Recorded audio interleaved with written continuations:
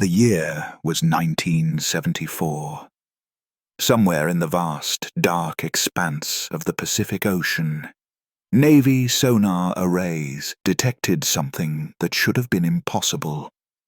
A signal, regular, deliberate, and impossibly precise, emanating from a location that no chart, map, or naval record acknowledged. The coordinates led to nothing but open water. Yet the pulse persisted. For hours, then days, then weeks, the readings refused to stop. Analysts checked, double-checked, and even triple-checked their instruments. Every system confirmed the same reality. Something enormous, structured, and artificial was beneath the waves, and no one knew who built it. To modern eyes, it might seem like a glitch, a misread sonar echo, or a malfunctioning array. But those who examined the data in 1974 quickly realized this was no ordinary anomaly. The signal's rhythm was far too organized to be random. Its source was too precise to be natural. It pulsed with a regularity that suggested intelligence, yet no vessel, submarine, or underwater installation was officially listed in the area. Navy engineers whispered the impossible. Could the U.S. itself have built a base here and forgotten it existed? At first, the higher-ups dismissed the readings. After all, nothing in the open ocean could possibly house a facility capable of generating such a pulse. Any underwater structure of that magnitude would require vast, steel-reinforced tunnels, continuous power sources, and decades of maintenance, all under total secrecy. Yet the sonar told a different story. A massive object, long and rectangular, partially buried in the ocean floor, radiating low-frequency energy. Its scale was almost unimaginable. Larger than any known submarine bunker, and deep enough to evade satellites and reconnaissance planes. What made the anomaly even stranger was its timing. 1974 was not an era of openly ambitious underwater engineering. The Navy had built listening arrays and tested submarines, yes, but nothing that could explain the sophistication of what now pulsed beneath the Pacific. It was as if an entire secret Pentagon had been sunk beneath the waves, a facility designed to operate autonomously, hidden from human eyes, and possibly for decades. Speculation among the few who saw the classified reports ran rampant. Some suggested a top-secret acoustic warfare lab, designed to intercept Soviet communications and submarine movements. Others whispered about nuclear experiments or advanced missile relays buried beneath the seabed. But all theories collided with the same paradox.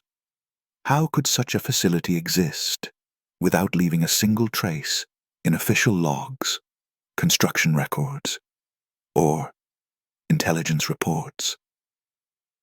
And then there were the survivors of early reconnaissance missions. Navy divers and submersible pilots reported hearing unexplainable mechanical hums far below the ocean's surface, beyond the reach of known equipment.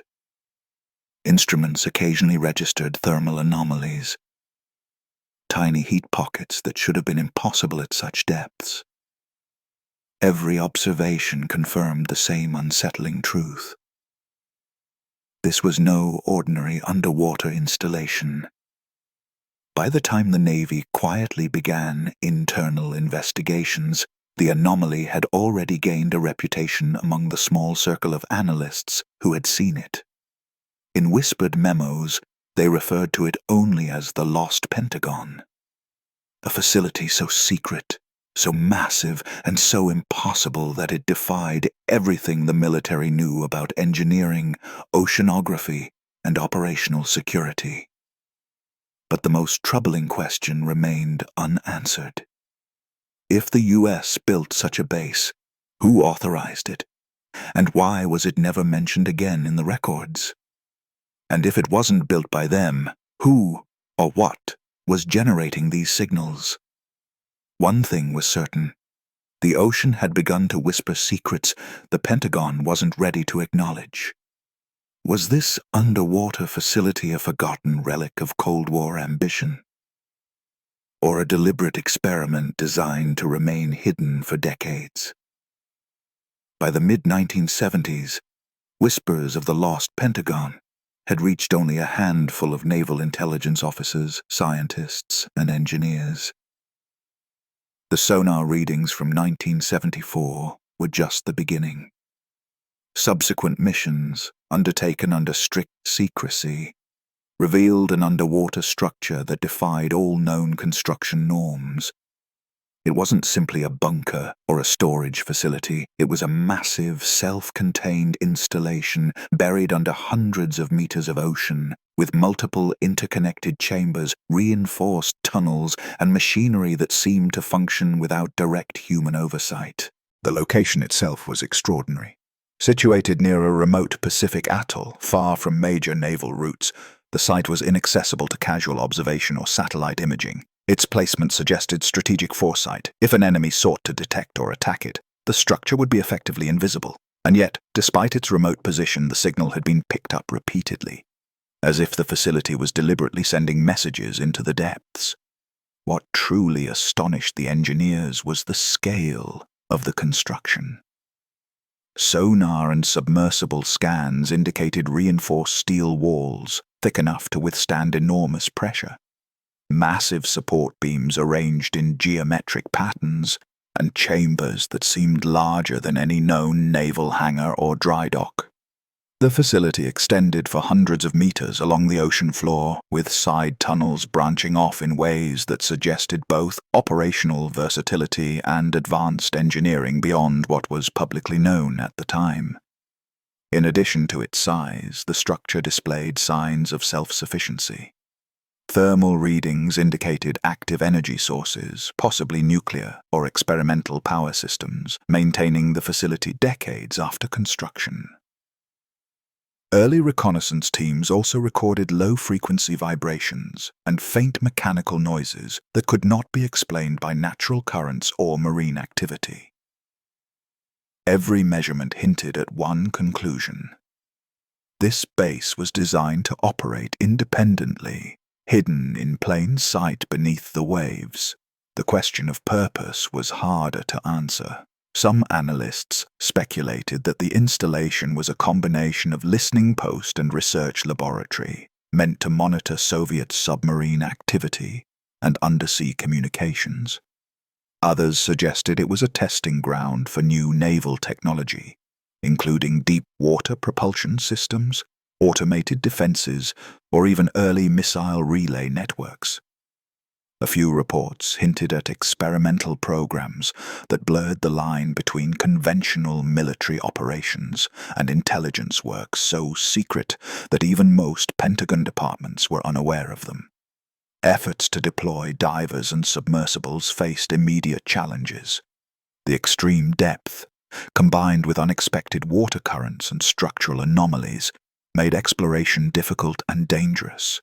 Submersibles occasionally recorded glowing chambers and metallic structures, which did not correspond to any standard naval design.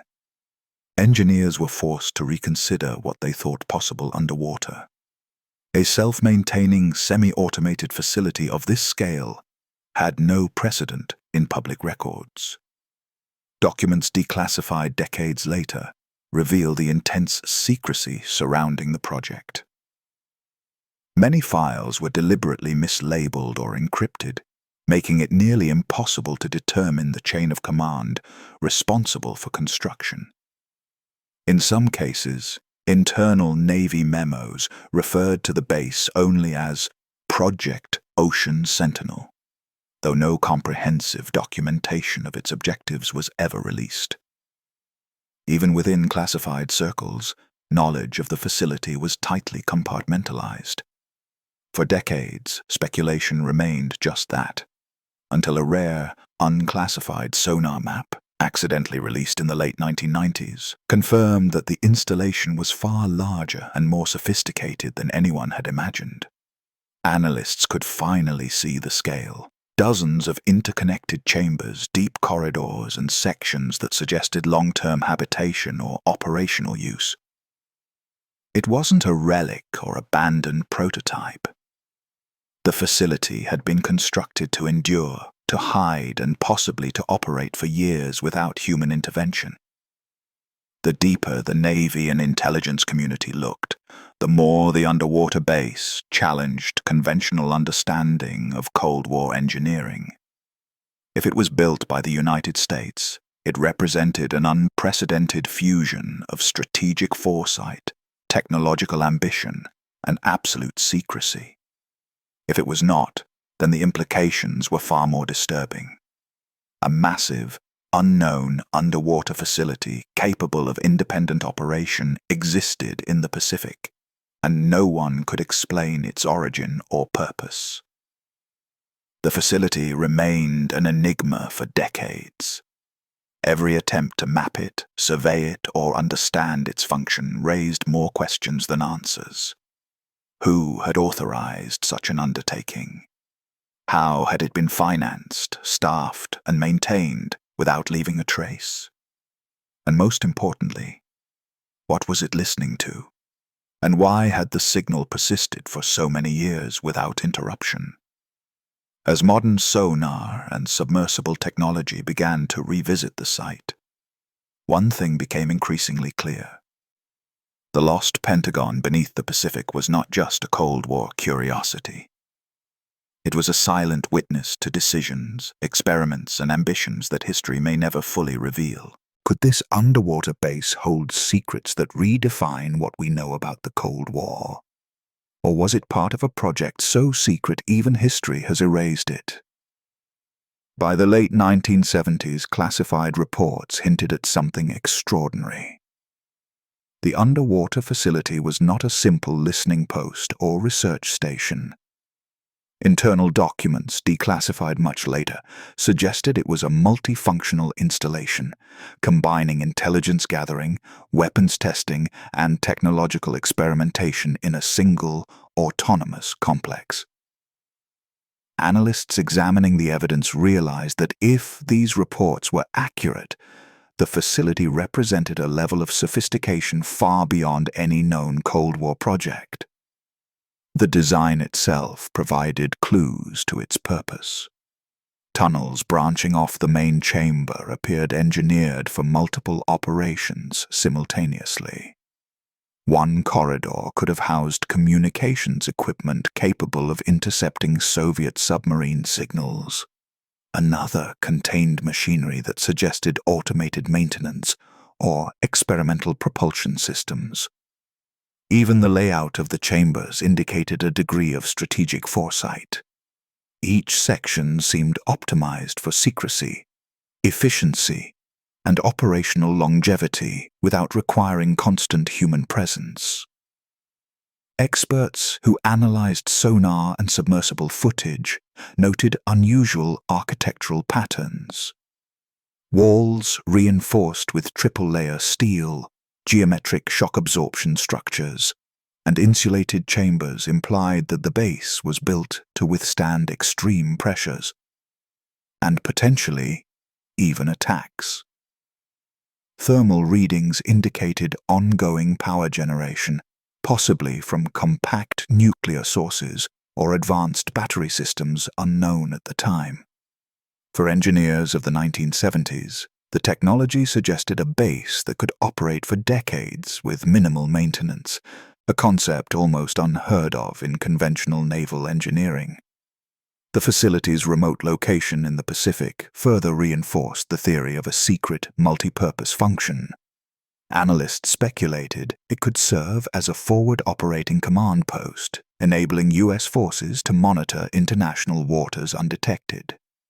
Some files hinted at experimental testing of undersea weaponry, torpedoes, acoustic disruption devices, and automated defense systems capable of responding to threats without human intervention. If true, it was not just a base. but a defensive network embedded beneath the ocean itself, silent yet fully operational. In addition to intelligence and defense, whispers within internal memos suggested an experimental role.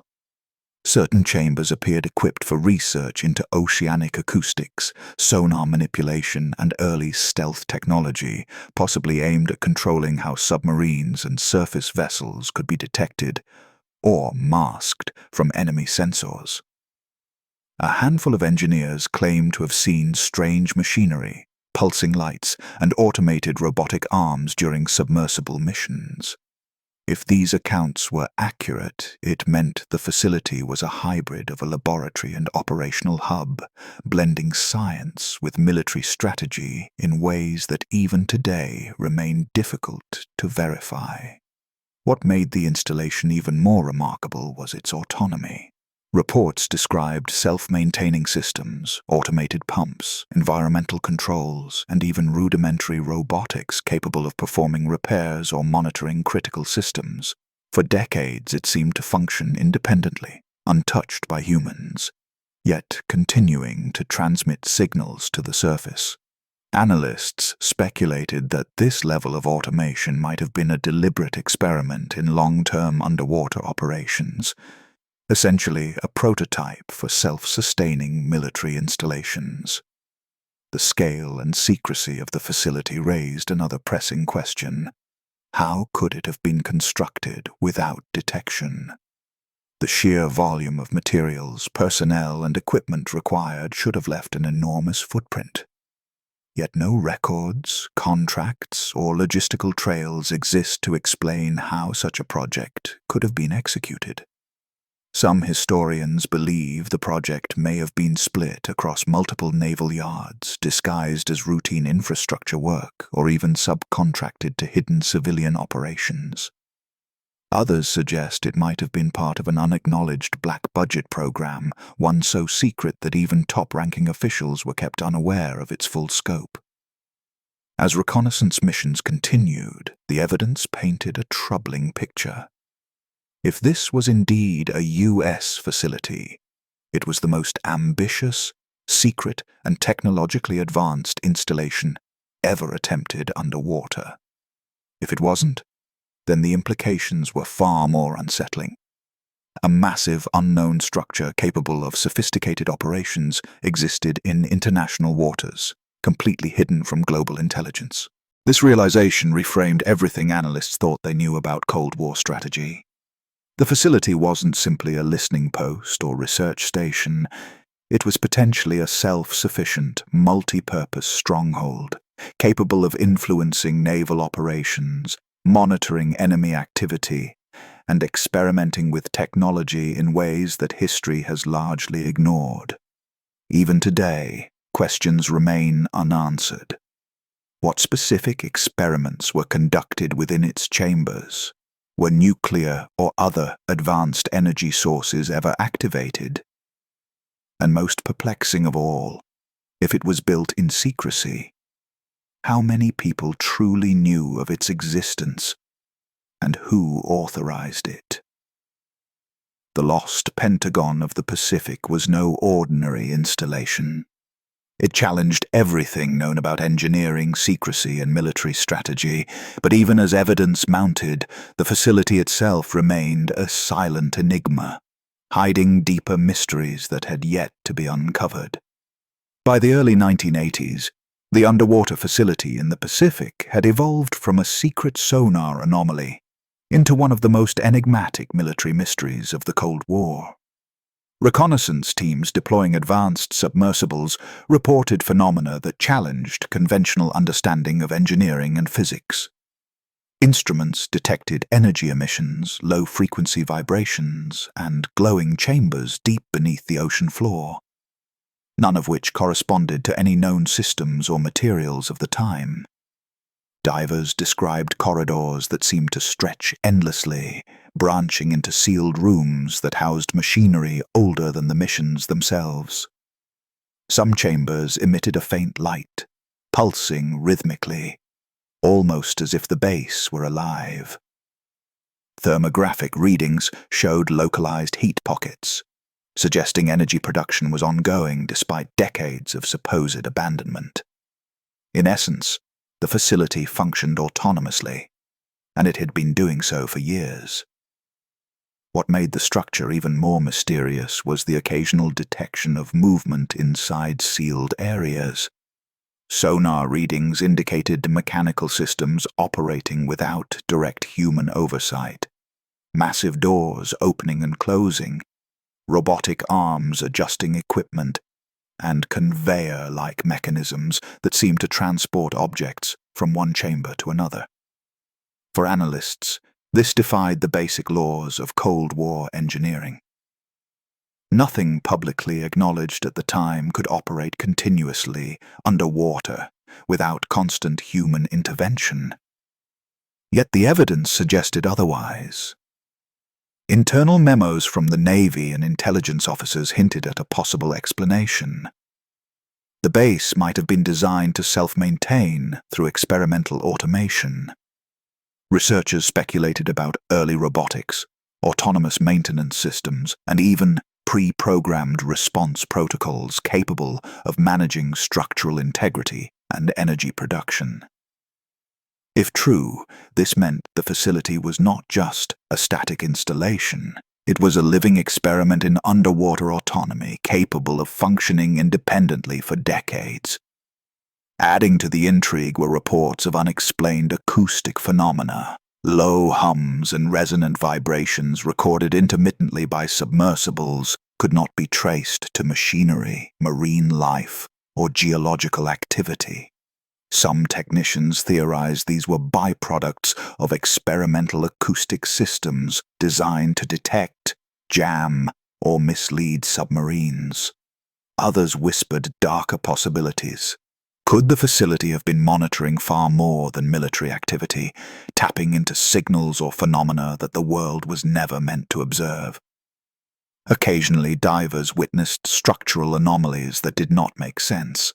Walls that seemed impossibly straight, corridors perfectly aligned despite natural tectonic shifts, and chambers that appeared to expand or contract slightly over time. These inconsistencies led some engineers to speculate about advanced material science or adaptive construction methods, concepts that were decades ahead of the technology publicly available in 1974. Even today, decades after the first sonar readings, questions persist. Was the base truly autonomous, powered by compact nuclear sources or experimental energy systems? Were the moving mechanical systems evidence of a fully automated maintenance program? And if so, how much of it remains operational today, quietly pulsing and monitoring the vast Pacific? Reports suggest that subsequent missions avoided certain areas entirely. Radiation readings, unexplained pressure fluctuations, and faint electromagnetic fields discouraged closer inspection.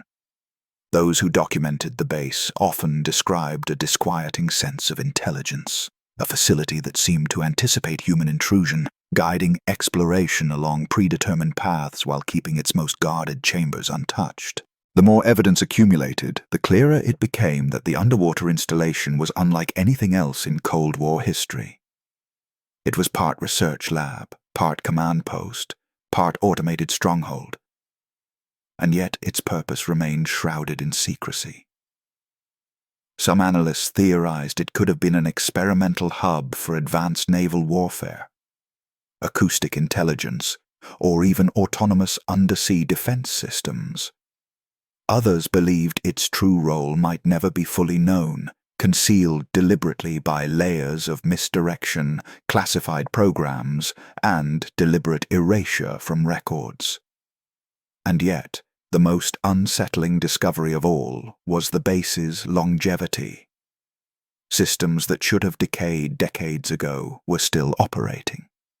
Thermal outputs, low-frequency emissions, and occasional mechanical activity indicated that the Lost Pentagon was still alive, in some sense, even as decades of human history passed above its submerged chambers. The underwater facility had become more than a Cold War secret. It was a living enigma, a reminder that even in the modern era, the ocean could harbor technologies, ambitions, and mysteries that history had all but forgotten. And as new missions prepared to descend once more, one question loomed larger than any other. What is it still doing down there? And who, or what, benefits from its silent vigilance? Decades have passed since the first sonar anomalies hinted at a massive, hidden facility beneath the Pacific. Yet, even with modern technology, the underwater base continues to challenge understanding. Despite countless attempts to map, photograph, or explore it fully, the Lost Pentagon of the Pacific remains largely unexplored, and its purpose shrouded in mystery. Historians and analysts who have studied declassified documents agree on one point. The facility was no ordinary Cold War project. Its scale, autonomy, and resilience suggest ambitions that went far beyond typical naval strategy. While most military installations are designed for human operation and oversight, this base appears to have been constructed to operate largely independent of direct supervision. In essence, it was a test of what a self-sufficient underwater command post could achieve, a bold experiment in secrecy and endurance. The historical implications are staggering. If the facility was built by the United States, it represents a level of technological sophistication years ahead of what was publicly acknowledged in 1974. Every automated system, energy source, and structural innovation points to a vision of warfare that anticipated autonomous operations, long-term remote intelligence, and undersea strategic control. It's possible that the base influenced naval planning, submarine strategy, and even Cold War deterrence in ways still unknown to the public. Yet, some evidence raises darker possibilities. Certain anomalies detected within the facility, thermal spikes, moving machinery, and electromagnetic fluctuations, cannot be fully explained. Were these the byproducts of autonomous systems, experimental weapons tests, or something else entirely? And if the US was not the architect, then the implications are far more unsettling. A foreign or unknown power may have built a massive, intelligent installation under the Pacific, capable of surveillance, experimentation, or influence on global naval operations. The human stories tied to this facility are equally haunting. Engineers, divers, and intelligence officers who ventured near it often spoke of a strange sense of awareness, as if the installation itself were observing them. Submersible pilots reported corridors that seemed to shift slightly, lights pulsing in response to movement, and automated doors activating without human command. For many, it felt less like exploring a base and more like interacting with a deliberate, self-operating system designed to anticipate human presence. Attempts to reconcile the historical record with physical evidence have only deepened the mystery. No contracts, no construction logs, and no official acknowledgements exist to explain how such a project could have been executed. Some theorists argue it was funded through black-budget operations so secret that even senior Pentagon officials were unaware of its full scope. Others suggest it may have been built in layers, hidden behind legitimate projects, and kept operational through decades of compartmentalized oversight. Even today, the Lost Pentagon of the Pacific continues to challenge the limits of knowledge. Sonar readings suggest that parts of the facility are still functional, maintaining systems that should have decayed decades ago. Thermal outputs, low-frequency hums, and periodic energy pulses hint at ongoing operations, a silent reminder that some Cold War secrets never truly die. They simply wait, hidden beneath the waves, for someone to notice. For researchers, historians, and enthusiasts, the facility represents more than a technical anomaly. It is a testament to human ambition, secrecy, and ingenuity, and a chilling reminder that history is often written not in archives, but in places the world cannot see. The base's continued existence raises critical questions. What experiments were conducted there? What role did it play in Cold War strategy? And perhaps most importantly, what remains hidden inside its submerged chambers today? As exploration technology advances, missions to revisit the site may finally uncover the answers or reveal entirely new mysteries. Until then, the Lost Pentagon remains an enigma, a hidden chapter of Cold War history that refuses to surface. Its secrets are silent, persistent, and in their own way, alive. A submerged legacy of ambition, secrecy, and human ingenuity. The Lost Pentagon of the Pacific is a reminder that some secrets lie not in history books, but beneath oceans, forgotten maps, and the uncharted depths of human ambition. And as long as it remains undiscovered, it continues to watch, pulse, and exist, beyond the reach of time, and beyond the understanding of the world above.